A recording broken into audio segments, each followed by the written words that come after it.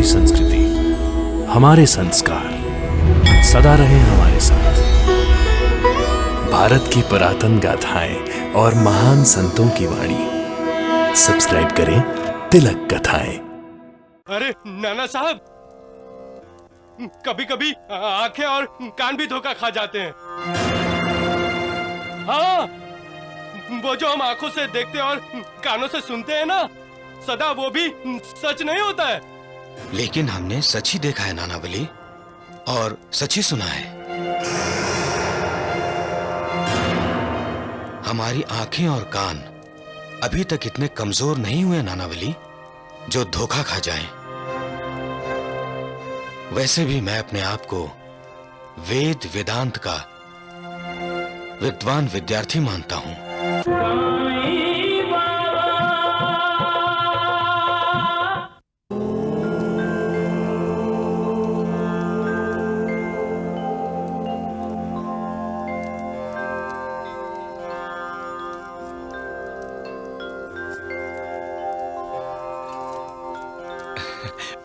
बैठो बैठो। खुश रहो। बाबा, आपने बुलाया इसलिए हम चले आए। मैंने बुलाया? कब? आप ही तो इनके सपने में आए थे बाबा। आपकी आज्ञा का पालन करते हुए हम मैना बेटी के ससुराल गए थे, और वहां से आपका दर्शन करने के लिए यहाँ चले आए। कैसी है मेरी मैना बेटी नाना? आपके आशीर्वाद से सकुशल है बाबा। हम नाना नानी बनने वाले हैं साईं बाबा। हमारी मैना दीदी को कोई तकलीफ तो नहीं है ना? नहीं बाबा, वो ससुराल में बहुत खुश हैं। मैना बेटी की सास उस पर इतनी ममता लुटाती है कि उसे मायके भेजने को तैयार नहीं। कहती हैं कि उसकी बहू ससुराल में ही बच्चे को जन्म देगी। अरे नाना साहब, कभी कभी आंखें और कान भी धोखा खा जाते हैं। हाँ, वो जो हम आंखों से देखते और कानों से सुनते हैं ना, सदा वो भी सच नहीं होता है। लेकिन हमने सच ही देखा है नाना बली, और सच ही सुना है। हमारी आंखें और कान अभी तक इतने कमजोर नहीं हुए नाना बली जो धोखा खा जाएं। वैसे भी मैं अपने आप को वेद वेदांत का विद्वान विद्यार्थी मानता हूं।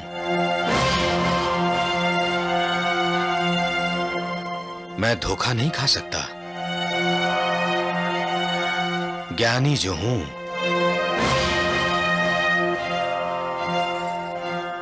हमसे गलती हो सकती है बाबा, लेकिन आप मालिक हैं। अनजाने में अगर हमसे भूल हो गई हो तो हम पर कृपा कीजिए और उसे सुधार दीजिए। मेरी बेटी मैना पर आपकी कृपा सदा बनी रहे, वो स्वस्थ और खुश रहे।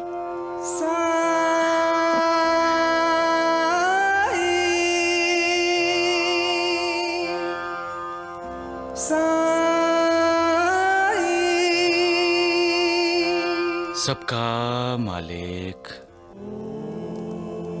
एक।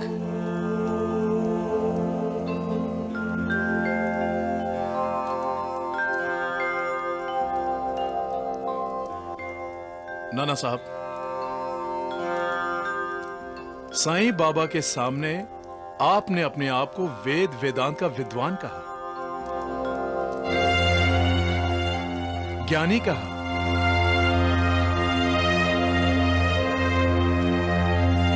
तो क्या आपको मेरी विद्वता पर संदेह है? मैं संस्कृत का विद्वान हूं महालसापति, और मेरे ख्याल से तो साईं बाबा संस्कृत जानते ही नहीं होंगे।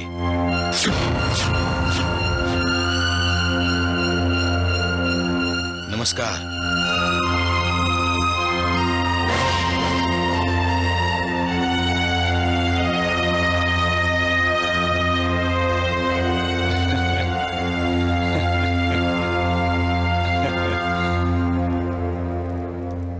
साईनाथ,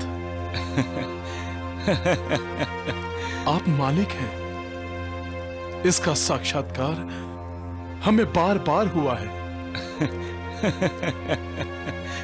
आपने कहा था अहंकार क्रोध की जननी है। अहंकार ही मनुष्य के मन में मेरा पैदा करता है। तो तुम कहना चाहते हो महालसापति कि नाना के मन में अहंकार पैदा हो गया है? साईनाथ, आप सर्वज्ञ हैं। महालसापति, जब मेरा भक्त अहंकार के अधीन हो जाता है तो मुझे बहुत दुख होता है। आप दयालु हैं साईनाथ। नाना साहेब चांडोलकर के अहंकार का दमन आप अवश्य करेंगे। सबका मालिक एक। सब ढोंग है, दिखावा, लोगों का अंधविश्वास है। खामखा साईं बाबा को सबका साईं बना दिया है। अब तुम ही बताओ, एक फकीर कभी किसी को कुछ दे सकता है? अरे फकीर तो लोगों के सामने अपनी झोली फैलाए भीख मांगता फिरता है। देने के लिए कुछ पाना पड़ता है और पाने के लिए कुछ श्रम करना पड़ता है, मेहनत करनी पड़ती है, योग करना पड़ता है, तप करना पड़ता है। समझे गुरुजी, साईं बाबा ना कोई श्रम करता है, न मेहनत मजदूरी, न योग न तप, न ही वो कोई ज्ञानी है। वो आपका मुकाबला कैसे कर सकता है? समय आने दो वैराग्य। गोवा के बाद हम शिरडी जाएंगे और तब मैं उससे संस्कृत में बात करूंगा। संस्कृत उसे आती नहीं, वो मेरी बातों का क्या जवाब देगा? क्या मेरा मुकाबला करेगा? जय शिव शंभू, जय जय।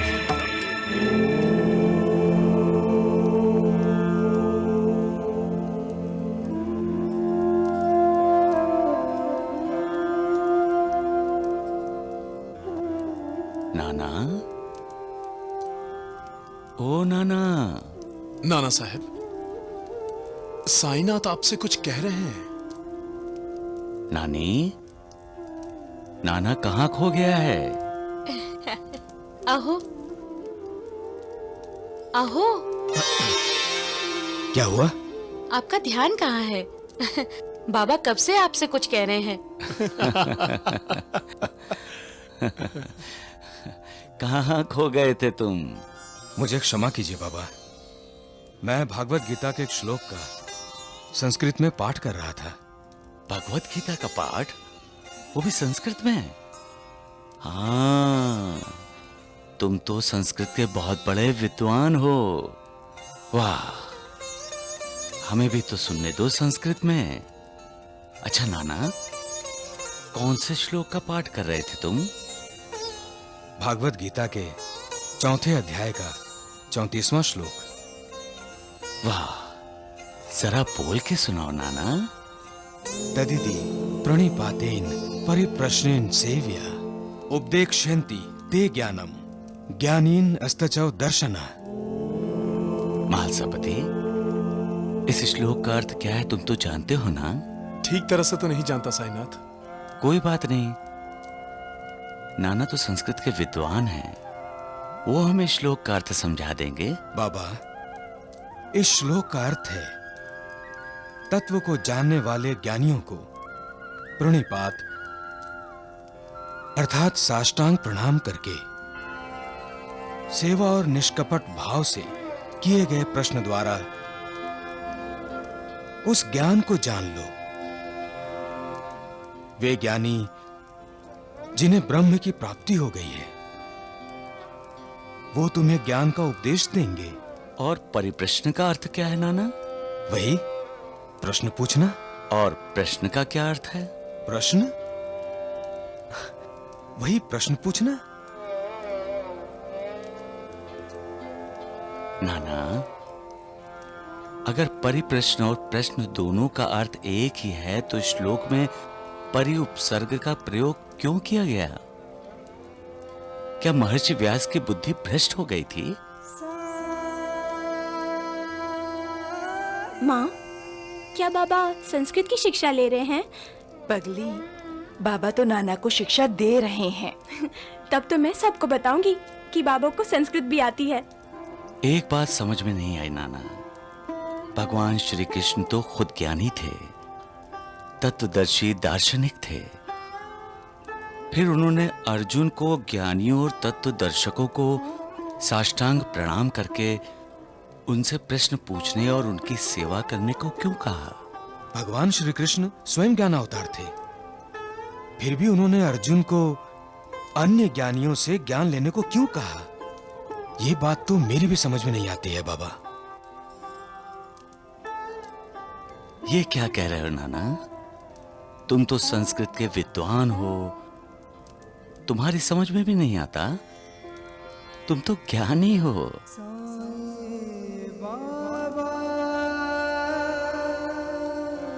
नाना, उस श्लोक का अर्थ मैं तुम्हें बताता हूं।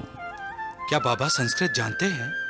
बाबा तो सर्वज्ञान के अवतार हैं, जो भूत, भविष्य और वर्तमान सब जानते हैं। उनके लिए संस्कृत क्या है? तद्वती प्रणिपातेन परिप्रश्नेन सेवया उद्देश्यन्ति ते ज्ञानम ज्ञानिनस्त तत्वदर्शिना। यहाँ प्रणिपात्र का अर्थ केवल साष्टांग प्रणाम नहीं है, बल्कि संपूर्ण समर्पण है, संपूर्ण शरणागत होना है।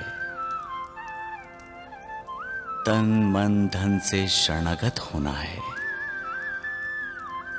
भगवान श्री कृष्ण कहते हैं, हमें अपने सद्गुरु के प्रति अनन्य भाव से शरणागत होना चाहिए।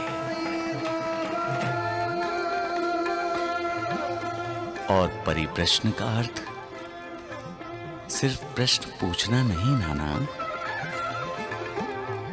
प्रश्न कैसा होना चाहिए? मोक्ष, मुक्ति या आध्यात्मिक उन्नति को अपना लक्ष्य मानकर अपने लक्ष्य के मार्ग में जितनी भी रुकावटें हैं, उन्हें दूर करने की हार्दिक इच्छा से प्रश्न करना चाहिए।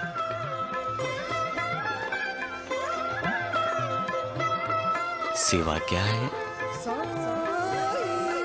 अपने अहंकार को त्याग कर सद्गुरु को संपूर्ण समर्पित होकर जब सद्गुरु की सेवा या भक्ति की जाती है, तभी हमें सद्गुरु द्वारा ज्ञान की प्राप्ति होती है।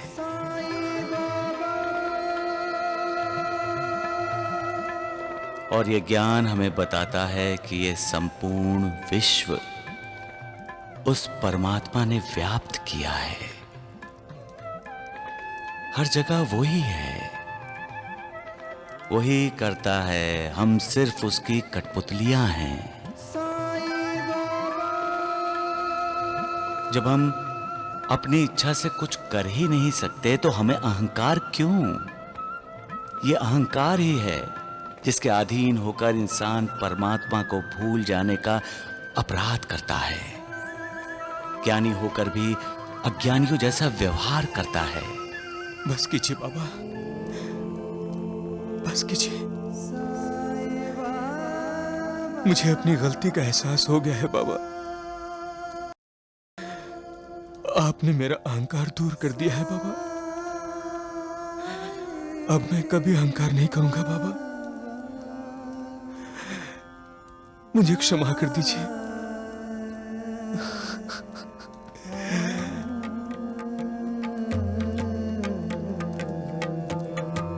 उठो नाना, उठो, उठो नाना।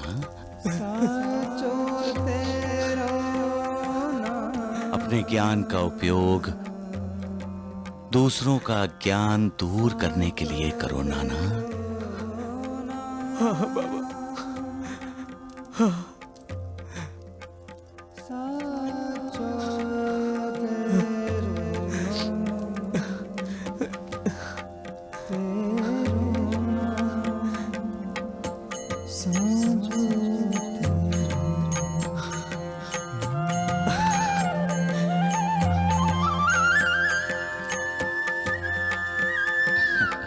सबका मालिक